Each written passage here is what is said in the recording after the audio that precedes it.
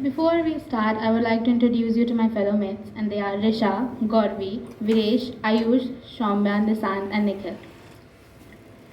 Do you know India is the highest milk producer in entire globe? India is well known as oyster of global dairy industries with opportunities galore for entrepreneurs globally.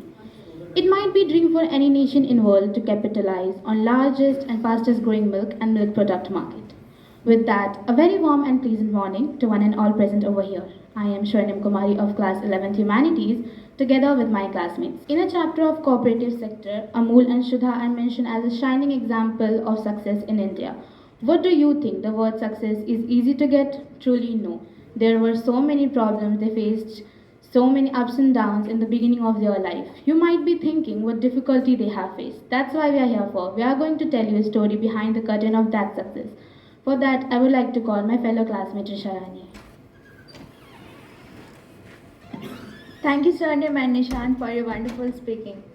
The Bihar Milk State Cooperative Federation Limited is a state government cooperative under the ownership of Ministry of Corporation of Government of Bihar.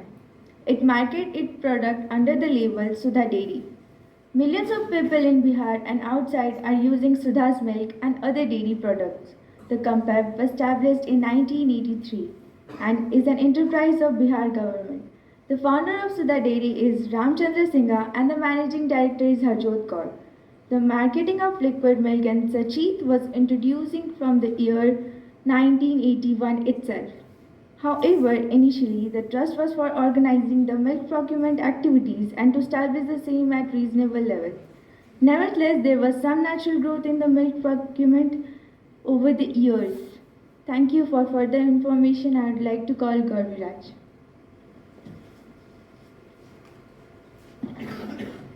Thank you, Risha, for your brief, and now I would like to continue with the tale. The Dairy Plant Management Program was introduced in the year 1992, followed by Quality Assurance Program in the year 1993 with the help of National Dairy Development Board. This resulted in bringing about a positive change leading to viability project coupled with lowering of operational costs on one hand and improved quality of products on the other. Consequent to the liberalism and globalization of Indian economy in early 90s, it was felt that the organization should strive to make its total outlook, approach and systems of highest standards. Accordingly, it was decided in the year 2001 that the organization should go for ISO certification both in quality management safety and food safety. This process was successfully completed, leading to ISO 22000 ratio 205 certification by Indian Registered Quality System in 2013. Thank you, and for more information, I would like to call Viresh.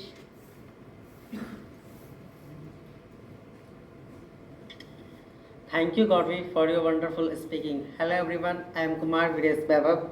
Let's find some things about Operation Flood or Sudha Dairy. Sudha Dairies Corporation Federalist Limited has major depends on farmers. So, because the growth of Sudha Dairy is naturally, the production of Sudha brand lassi in Patna was started in April to May 2003. The product of Matha started in March 2007, or mango lassi and mango dahi started in March 10. Let's know about major achievements and awards of Sudha Dairy. The union received Best Republic Utility Service and System Awards for the year 1982.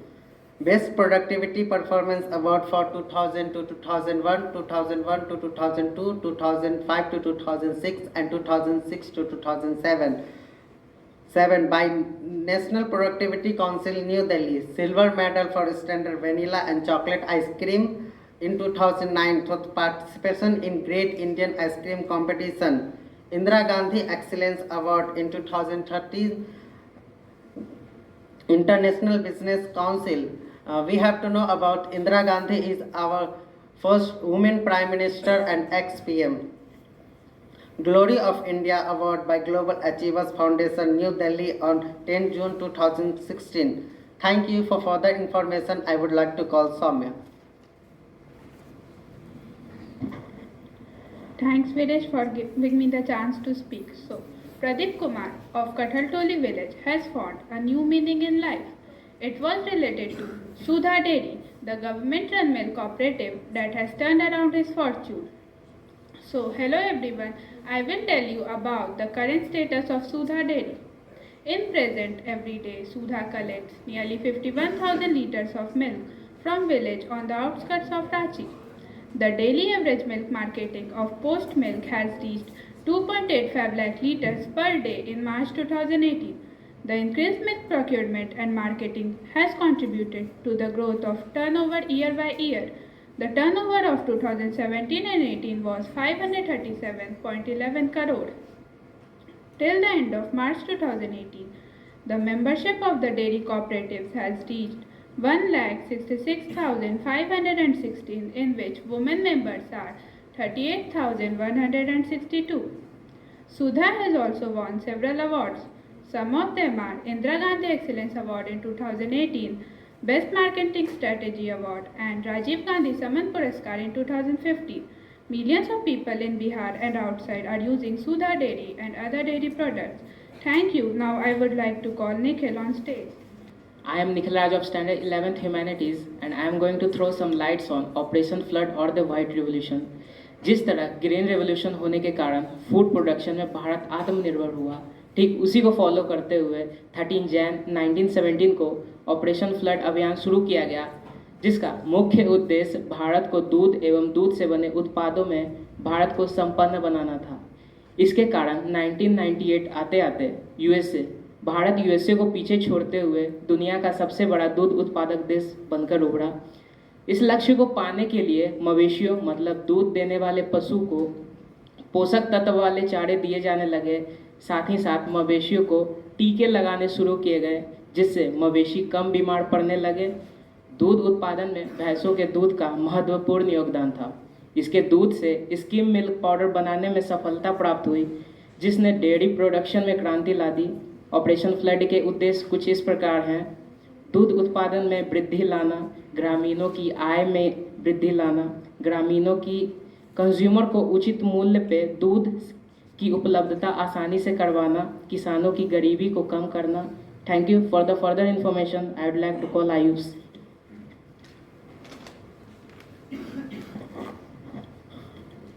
Thank you Nikhil, it's a great speaking. हमने हमारे देश में ऐसा कई बार देखा है कि हमारे देश के किसान स्वयं अपनी सब्जियों को बर्बाद कर दिया करते हैं, क्योंकि इन सब्जियों के प्रति उन्हें काफ़ी कम प्राइस मिल रहा था। कुछ समय ये 2 रुपीज़, कुछ समय 1 रुपीज़ और कुछ समय तो 50 पैसे तक पहुंच चुका था। सेम ऐसा ही हालत गुजरात के डेयरी फार्मर्स 1945 के दशक में देख रहे थे।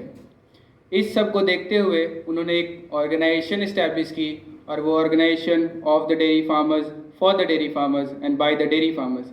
यही ऑर्गेनाइजेशन आगे चल के अमूल में तब्दील होती है। वही अमूल जिसका लास्ट ईयर का टर्नओवर 61,000 करोड़ था और 18% ग्रोथ के साथ देखा गया। So let's begin it. 1915 के दौरान भारत में एक बटर कंपनी इस्टेब्लिश की जाती है जिसका नाम पॉलसन रखा गया, और उस कंपनी के ओनर पेस्टोनजी अडल्जी थे। इस कंपनी ने कभी डाउन फेज नहीं देखा। वर्ल्ड वॉर फर्स्ट के दौरान और वर्ल्ड वॉर सेकंड के दौरान भी इस कंपनी ने काफ़ी ऊंचाइयां छुई। वर्ल्ड वॉर सेकंड के दौरान तक तो इस कंपनी की टर्नओवर 3 मिलियन पाउंड तक पहुंच चुकी थी, पर इससे सिर्फ और सिर्फ बटर प्रोड्यूस होता था, और बटर जनरली दूध से ही प्रोड्यूस होता है। सो इसके डेयरी फार्मर्स को इसका कोई लाभ नहीं मिल रहा था, यहाँ तक कि सभी लोगों तक दूध भी नहीं पहुँच पा रहा था। इस सब को देखते हुए वहाँ की गवर्नमेंट यानी कि बॉम्बे गवर्नमेंट ने एक स्कीम लॉन्च की जिसका नाम रखा गया बॉम्बे मिल्क स्कीम। इस मिल्क स्कीम के तहत गुजरात के और बॉम्बे के सभी लोगों तक दूध पहुंचाया जाएगा, और उचित मात्रा में और काफ़ी अच्छे प्राइस पर दूध पहुंचाया जाएगा। सो इस स्कीम के लिए काफ़ी सारे कंपनीज ने टेंडर भरा, और फाइनली एक कंपनी को सिलेक्ट कर लिया गया और उस कंपनी का नाम रखा गया, और वो कंपनी थी अमूल।